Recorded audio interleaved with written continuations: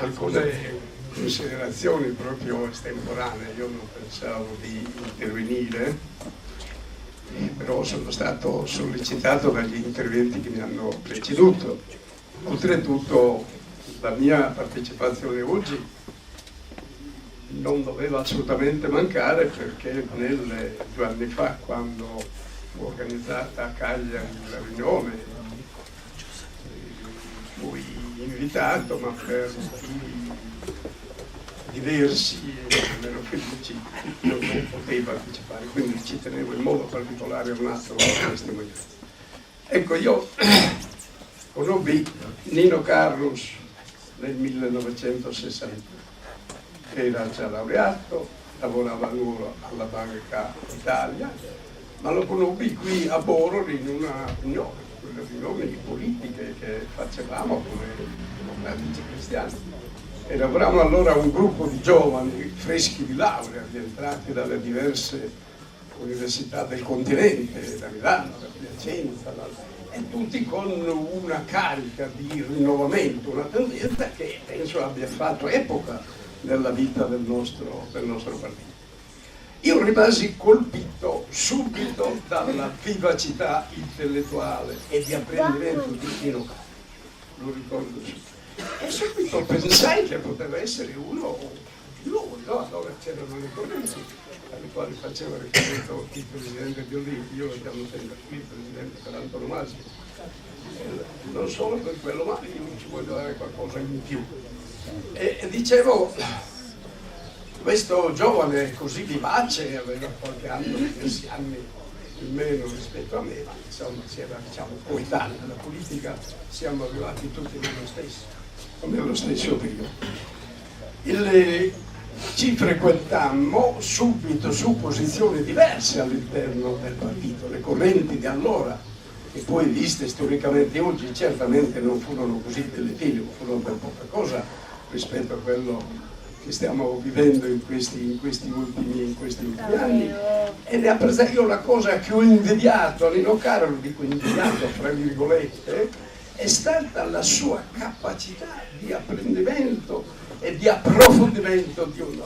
Restavo un po' così sbalordito. Io che ero, mi si può chiamare un secchione, uno che studiava tutto quello che era possibile con tutto l'impegno possibile, restavo colpito da questa sua freschezza, vivacità e capacità di inserire i nuovi concetti su una base culturale enorme, profonda, che io intravedevo, anche se non la sollecitavo per mancanza di tempo.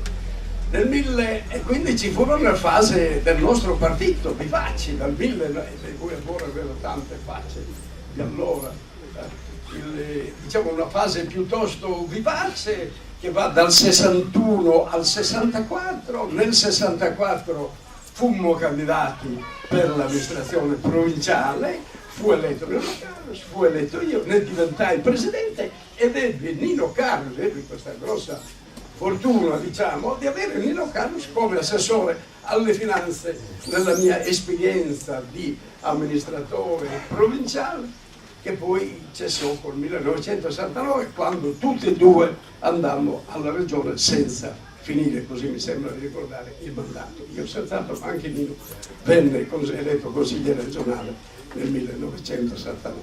Bene, in questi anni di collaborazione, malgrado le tensioni più o meno sotterranee o più o meno eclatanti all'interno del partito, questa vivacità ci fosse oggi, la vivacità che c'era allora delle forze politiche, malgrado questo io ebbi con Nino Carlus un rapporto cordialissimo sempre. Forse eravamo anche 2 minuti di riferimento fra i più tranquilli nei due schieramenti nei quali eravamo più o meno inquadrati. Io lo ricordo con molto affetto, con molto buon ricordo, un ricordo che si è conservato poi nelle diverse esperienze. Quando lui mi raggiunse, diciamo, a Roma nel 72 al Senato, lui venne, mi pare, nell'83 eletto alla Camera dei Deputati, qualcosa alle date può essere ci sia qualche errore. Comunque abbiamo avuto sempre un ottimo raccordo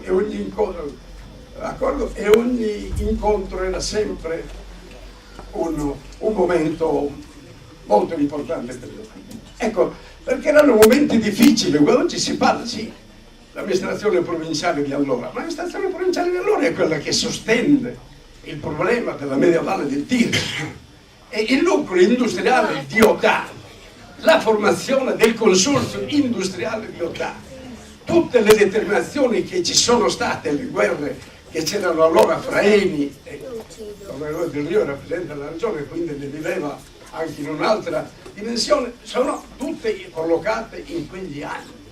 E vedete, oggi quando io ho assistito con una certa amarezza anche tutti questi anni, lanciare sassi, Ottana, cattedrale del deserto, ipotesi sbagliate, chi più ne ha più ne mette, in quel momento noi ci affacciavamo alla società del nostro territorio e trovavamo il deserto, avevamo un dato drammatico, basta vederlo ancora oggi statisticamente, cos'era l'emigrazione, quali erano le fasce colpite di tutto il nostro territorio della Sardegna centrale.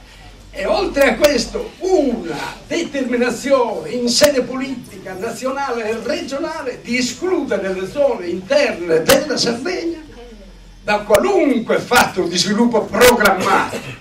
Voi ricordate che si parlava di Oristano, si parlava di Abbatas che già c'era, di Porto Torres che ormai era partito, Olbia, tutte le sere. Sempre noi eravamo destinati soltanto a migliorare così si parlava, l'allevamento ovino, soprattutto questo era il nostro destino.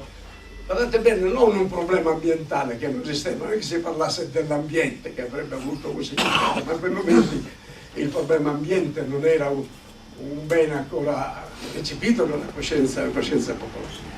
Bene, dicevamo quindi l'impostazione, la guerra sopportata, fatta per costringere il Comitato dei Ministri del Mezzogiorno, per decretare questo nucleo industriale a Ottana, quella fu una battaglia alla quale abbiamo partecipato tutti nei locali assieme a noi, senza mai una differenziazione. Questo lo dico per togliere ogni dubbio. Facemmo il consorzio industriale, io ne fui il presidente per i primi anni, poi subentrarono altri e arrivò tutto che arrivava a Ottana e poi successe quello che successe nel 1973 con la prima crisi. Già incominciamo a vedere che stava cambiando non solo da noi in Sardegna ma soprattutto altrove il tipo di sviluppo ormai non più impostabile sulla petrolchimica, ma indubbiamente richiedeva altri sforzi, visto che con la prima guerra petrolifera, diciamo, in pratica i paesi produttori si impossessarono della tecnologia necessaria per andare avanti in quel settore. Ecco, questo è il mio ricordo di un collega di partito, di collega come consigliere regionale, come amministratore provinciale, come amico personale col quale non ho mai avuto, eppure ce n'erano discussioni accese, mai ho avuto una difficoltà di collegamento, di attività, eccetera. Riconosco anche, e mi riferisco a tutto quello che diceva sia Fausto Cura sia Vorrebane, a questa caratteristica che avevate voi di Bor, che vi ha sempre distinto, di una comunità vivace imprenditorialmente già allora, e sul piano politico effettivamente non c'erano queste guerre accanite, c'era quello, io lo notavamo, qual era il rapporto fra Mariopani e Nino Carlos, pur essendo nello stesso piccolo villaggio. Io ricordo che questo ci colpiva, e questo è un esempio che voi avete dato, che Nino Carlos ha dato in maniera insomma, e voi avete fatto benissimo a ricordarlo nella maniera alla quale oggi noi stiamo assistendo. Grazie.